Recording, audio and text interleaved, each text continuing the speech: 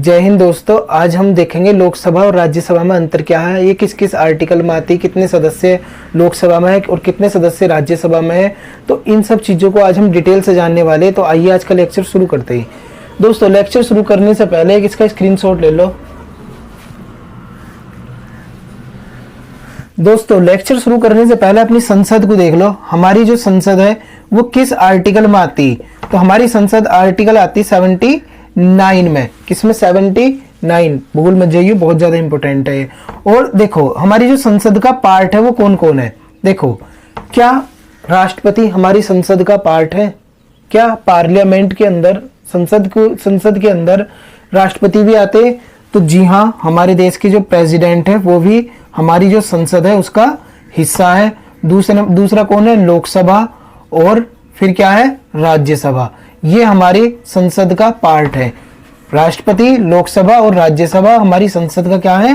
Part है। तो exam में अगर तुमसे क्वेश्चन पूछे कि क्या राष्ट्रपति हमारी संसद का हिस्सा है, तो जी हाँ, हमारी संसद इन तीन चीजों को मिलाकर बनती, जिसे बोलते हैं प्रेसिडेंट, लोकसभा और राज्यसभा। अब हम लोकसभा और राज्यसभा में अंतर देख लेते हैं, वो क्या है। देखो इधर मैंने लोकसभा लिखा हुआ, इधर लिखा हुआ राज्यसभा। तो एक एक करके जानते हैं। पहली बात समझ लो, लोकसभा किस आर्टिकल में आती? 81 में। और राज्यसभा 80 में। तो देखो हमारी संसद किस आर्टिकल में आ रही थी? 79 में। कौन से आर्टिकल में? 79 में। राज्यसभा 80 में आ गई, लोकसभा 81 में आ गई। दोस्तों इसका कार्यकाल देख लेते हैं, इनके सदस्यों का कार्यकाल। कि जो लोकसभा के सदस्य होते हैं इनका कार्यकाल कितना होता? तो लोकसभा कितना होता? 5 वर्ष। हर 5 साल बाद इलेक्शन होते, फिर नए सदस्य चुनकर आते।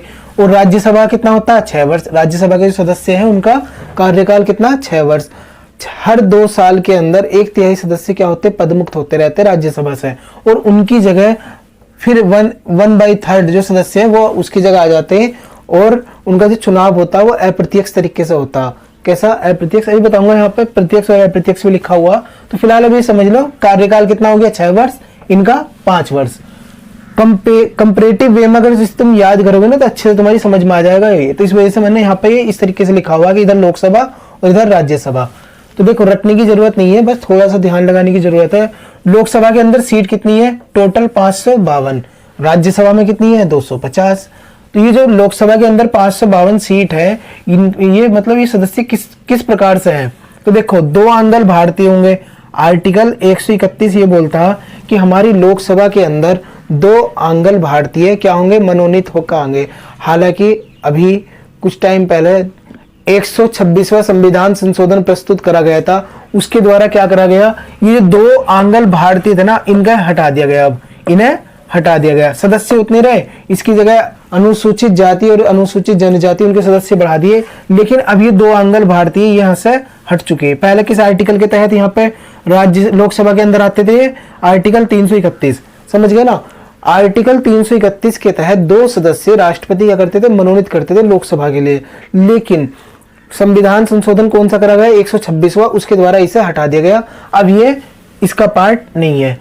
530 क्या है? राज्यों से चुनकर आते, जैसे उत्तर प्रदेश, महाराष्ट्र, गोवा, बिहार, ये क्या हो गए? इनसे चुनकर आते। और 20 सदस्य लोकसभा में कहां से आते हैं? केंद्र शासित राज्यों से। कहां से? केंद्र शासित राज्यों से। एग्जाम में क्वेश्चन पूछा जाता है इनसे, तो इन्हें ध्यान रखियो। 552 में से 530 तो राज्यों से हो गए और 20 कहां से हो गए? केंद्र शासित राज्यों से। राज्यसभा की अगर हम बात करते तो इसके अंदर 12 सदस्य क्या होते हैं? राष्ट्रपति द्वारा मनोनीत करे जाते हैं।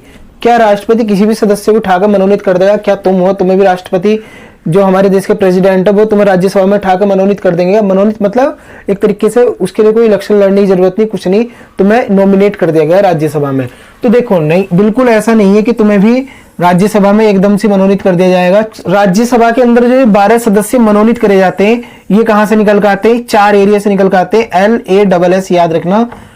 लिटरेचर, आर्ट, सोशल सर्विस और साइंस। हिंदी में बोलूं तो साहित्य, कला, समाज सेवा और विज्ञान। 4 क्षेत्र में जो बेहतरीन काम करता उसे क्या कराया जाता है? राज्यसभा मनोनीत कराया था। जैसे सचिन तेंदुलकर थे तो खेल से रिलेटेड थे, क्रिकेट से रिलेटेड थे वे, तो वे क्या थे? एक कला थी। क्रिकेट मैच खेलना क्या है? एक कला है। तो उन्हें इस एरिया से चुनकर कहां भेजा गया था? राज्यसभा में भेजा गया था। तो 12 सदस्य जो राज्यसभा, देखो टोटल सदस्य कितने यहाँ पे? 250। 250 में से 12 क्या हो गए? ये मनोनीत हो गए। किसके द्वारा? राष्ट्रपति के द्वारा। 4 एरियाज है, ये बस याद रखना। एग्जाम में क्वेश्चन से पूछा जाता कि राज्यसभा के अंदर कितने सदस्य मनोनीत करे जाते हैं, तो कितने करे जाते हैं 12। किन किन क्षेत्रों से निकल कर आते हैं, तो LASS याद रखना, लिटरेचर, आर्ट, सोशल सर्विस और साइंस। बाकी जो 238 सदस्य वे क्या है, राज्य की विधानसभाओं से चुनकर आते हैं। एक चीज तुम समझ रहे हो ना, यहाँ से क्या है, राज्यों से चुनकर, और ये क्या है, राज्यों की विधानसभाओं से चुनकर। तो देखो हम क्या करते हैं, देखो यहाँ भी समझ में आएगा तुम्हें, अभी देखना लास्ट आगे। चुनाव इनका कैसा होता है, प्रत्यक्ष तरीके से होता है, सारे भारत के नागरिक इसमें हिस्सा लेते हैं। लोकसभा के जितने भी इलेक्शन होते हैं उसमें राज्य के जो नागरिक है वो हिस्सा लेते हैं। लेकिन राज्यसभा की जो सदस्य हैं, जैसे ये 238 सदस्य हैं, तो इनके लिए इलेक्शन जो होता उसमें जो आम आदमी वो इसमें हिस्सा नहीं लेता, जैसे हम तुम्हें वो इसमें हिस्सा नहीं लेता। तुम यहाँ देख लो ना कि राज्य की विधानसभाओं से जो इसके अंदर सदस्य आएंगे वो 238 वो राज्य की विधानसभा से आएंगे। हमारा काम क्या है, जो राज्य की विधानसभा होती उसमें हम सदस्य का चुनाव करते हैं, लेकिन उन सदस्यों में से ही अप्रत्यक्ष तरीके से चुनाव होता है उनका राज्यसभा के लिए। तो समझ गए तुम, तो अप्रत्यक्ष तरीके से होता है इसका इलेक्शन राज्यसभा के सदस्यों का, और इसका कैसा होता है, प्रत्यक्ष तरीके से।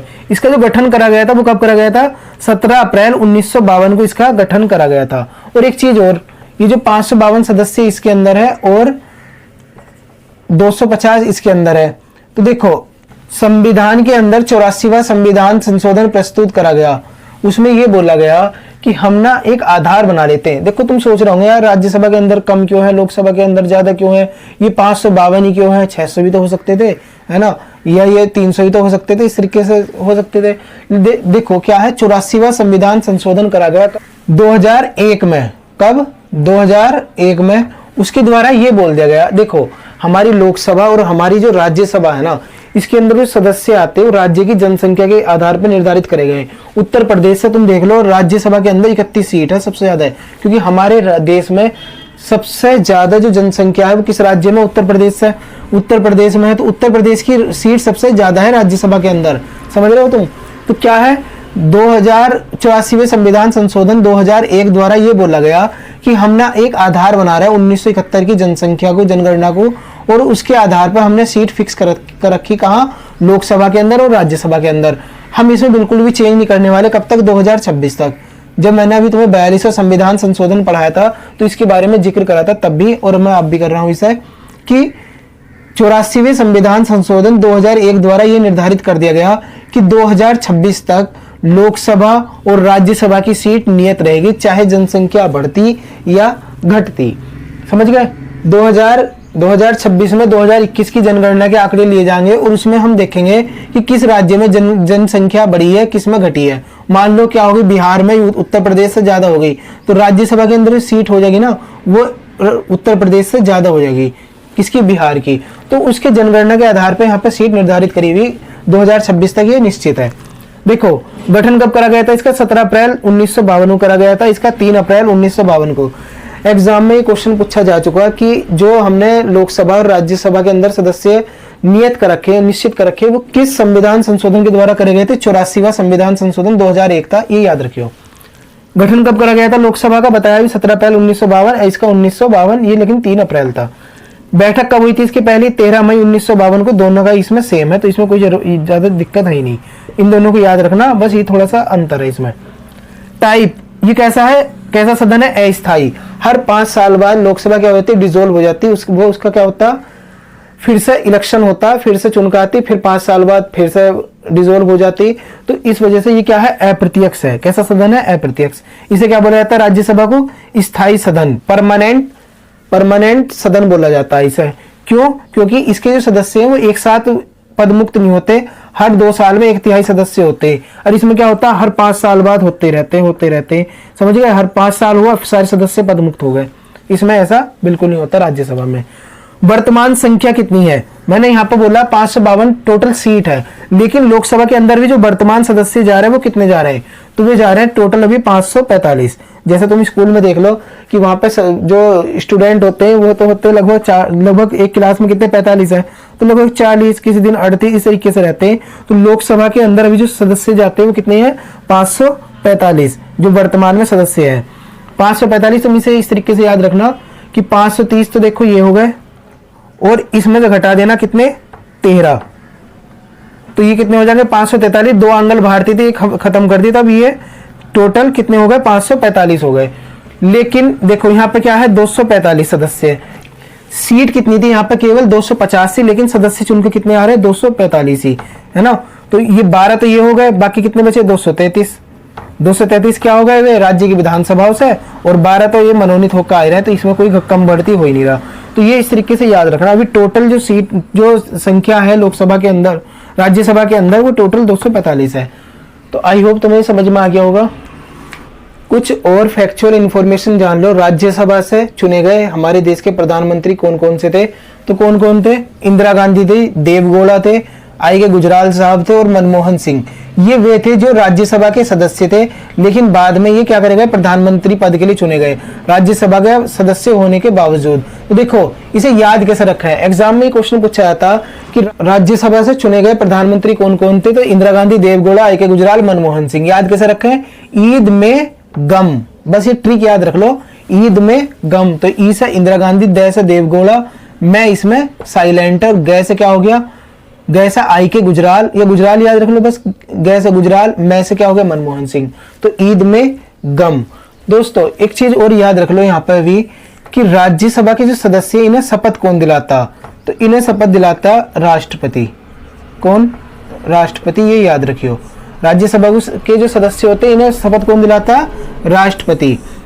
जो हमारी संसद है वो कौन से पार्ट में आती, तो पार्ट 5 याद रखना। तो संसद अगर पार्ट 5 में आती, तो अगर एग्जाम में क्वेश्चन पूछ ले कि हमारी लोकसभा संविधान के कौन से भाग में आती, तो वो भी 5 में आएगी, क्योंकि संसद का पार्ट है कौन सी, लोकसभा और राज्यसभा, तो किस में आ गई, पार्ट 5। इस तरीके से याद रखना। और एग्जाम में ये भी क्वेश्चन पूछा गया कि राज्यसभा के अंदर किस राज्य की सीट सबसे ज्यादा है, तो अभी मैंने तुम्हें बताया था उत्तर प्रदेश की ज्यादा है। जिस राज्य की जनसंख्या सबसे ज्यादा होगी उसकी सीट सबसे ज्यादा होगी राज्यसभा के अंदर, तो राज्यों की सभा इसे बोला जाता। तो दोस्तों आई होप तुम्हें लोकसभा और राज्यसभा में अंतर पता चल गया होगा। जो फैक्चुअल इंफॉर्मेशन बताई वही पता चल गई होगी। अगर इससे रिलेटेड मन में कुछ भी डाउट या कुछ भी शंका रह गई हो तो कमेंट बॉक्स ओपन है, कमेंट करके मालूम कर सकते हो। दोस्तों मिलते हैं फिर नेक्स्ट लेक्चर में, तब तक के लिए थैंक्स अ लॉट, जय हिंद।